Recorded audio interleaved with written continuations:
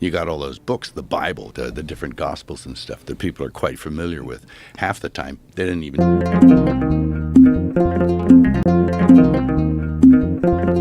ዓለም አቀፍ ዝነኛ ተዋናይና ዳይሬክተር ሜል ጊብሰን ለዓመታት በሚስጥር የያዘውን አንድ ትልቅ እውነት ተናግረዋል። ዘ ፓሽን ኦፍ ክራይስት የተሰኘ ፊልሙን በመስራት ዓለምን ያስደነገጠው ይህ ሰው አይኑን ወደ ኢትዮጵያ ዞረው ለምን ይመስላችኋል?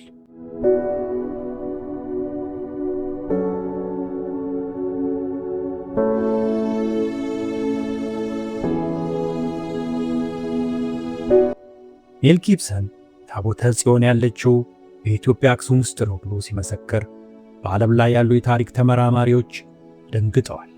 ነገር ግን ሜል ጊብሰን ይህን የተናገረው ዝም ብሎ አይደለም።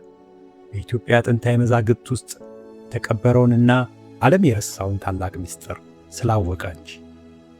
ዛሬ በዚህ ቪዲዮ ሜል ጊብሰን ስለ ኢትዮጵያ ብራናዎች የደረሰበትን ምስጢር፣ ስለ ታቦተ ጽዮን የሰጠው ምስክርነትና ይህ ለዓለማችን ያለውን ትርጉም በጥልቀት እንመረምራለን። እስከ መጨረሻ አብራችሁን ቆዩ። ምክንያቱም ሜል ጊብሰን የተናገረው እውነት የእያንዳንዳችን ማንነት ነው። You got all those books, the Bible, the different Gospels and stuff that people are quite familiar with. Half the time, they didn't even need to read the subtitles. They could look at it and know what was going on. ሜል ጊብሰን ስለ ክርስትና ጥንታዊ መሠረቶች ለማወቅ ጥልቅ ፍላጎት ነበረው። በተለይ የክርስቶስን መከራ በፊልሙ ለመቅረጽ ሲነሳ በምዕራቡ ዓለም ያሉ የታሪክ መጻሕፍት ያልገለጹትን እውነተኛ ምስክርነት ይፈልግ ነበረ። እዚህ ጋር ነው ወደ ኢትዮጵያ ጥንታዊ መዛግብት የዞረው። በሀገራችን ብቻ ተጠብቆ የቆዩት ግብረ ሕማማትና መጽሐፈ ሄኖክ ያሉ የብራና መጻሕፍት በዓለም ላይ የጠፉት ምስጢራትን የያዙ መሆናቸውን ሜል ጊብሰን ይገነዘባል።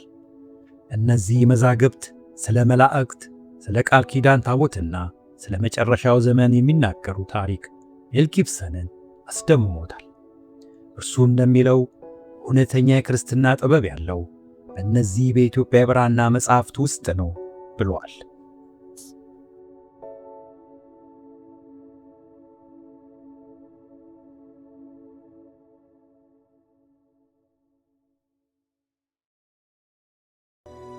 በዓለም ላይ ለብዙ ዘመናት ታቦተ ጽዮን የት ትገኛለች የሚለው ጥያቄ ትልቅ አከራካሪ ጉዳይ ነበር። ሆኖም ሜል ጊብሰን ይህን ጥርጣሬ ሰብሮታል። እርሱ በገዛ አንደበቱ እንዲህም ብሏል። ታቦተ ጽዮን ያለችው የኢትዮጵያ በአክሱም ከተማ ነው።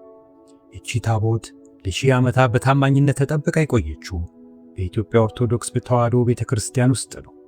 ይህ ምስክርነት ለኢትዮጵያን ኩራት፣ ለዓለም ደግሞ ድንጋጤ ነበር። ሜል ጊብሰን እንደሚለው ታቦተ ጽዮን ዝም ብላ የተቀመጠች ቅርስ አይደለችም።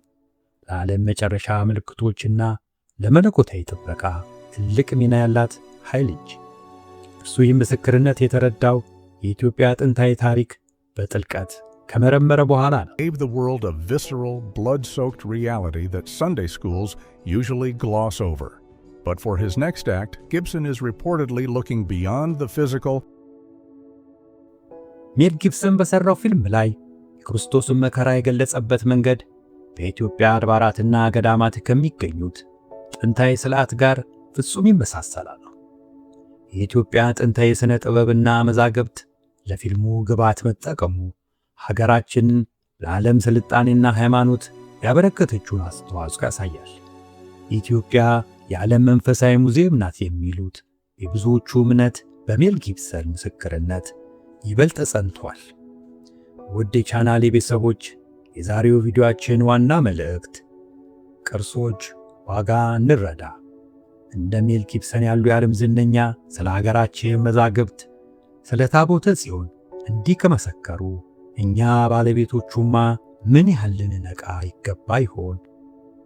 የኢትዮጵያ ምስጢር ዛሬ ለዓለም ማንቂያ ደውል ነው። ወደ ታሪካችን እንመለስ፣ ቅርሶቻችንን እንወቅ፣ ፈጣሪያችንን እናመስግን።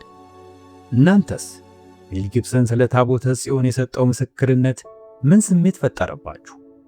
ሐሳባችሁን በኮሜንት ላይ ጻፉልኝ። ቪዲዮውን ለሌሎች በማጋራት ወንድሞቻችሁ እንዲነቁ አድርጉ። ሰላም ለኢትዮጵያ፣ ሰላም ለዓለማችን።